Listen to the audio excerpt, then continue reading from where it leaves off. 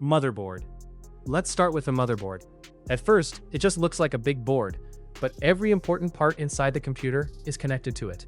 Power and data both flow through it, and without it, none of the other parts could work together. Even though it does so much, it's usually one of the cheaper parts in the whole computer. CPU. Next up, the processor or CPU, and this is the part that does the actual thinking.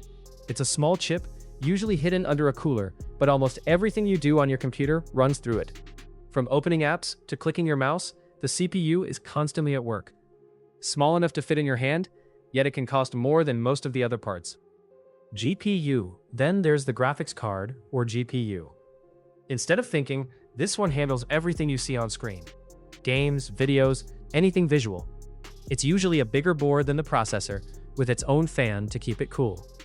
If you're editing videos, doing 3D work, or playing modern games, this is the part doing most of the heavy lifting. Some computers don't have a separate graphics card at all. Instead of having a separate graphics card, some computers have graphics built into the processor itself. These are called integrated graphics. They're cheaper to make, but they don't have the same performance as a dedicated graphics card, especially in demanding games. RAM. Then there's RAM, thin little sticks that plug into the motherboard.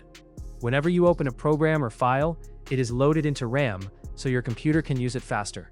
But it's only temporary. As soon as you shut the computer down, everything in RAM disappears.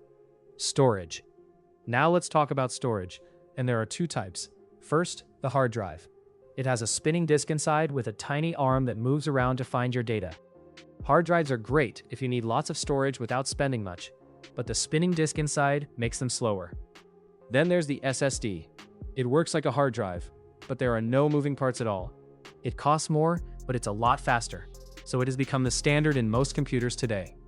Cooling fan. All that work makes things hot, so computers need cooling.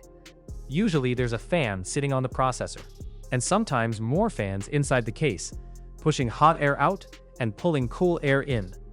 Some computers even use liquid cooling instead. No matter which one it uses, the goal is to keep everything cool. Power supply.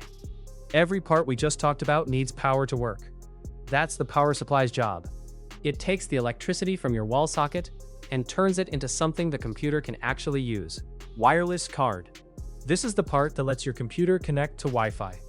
No wireless card means no wireless internet. Without it, you would need to use an Ethernet cable to access the internet. Case.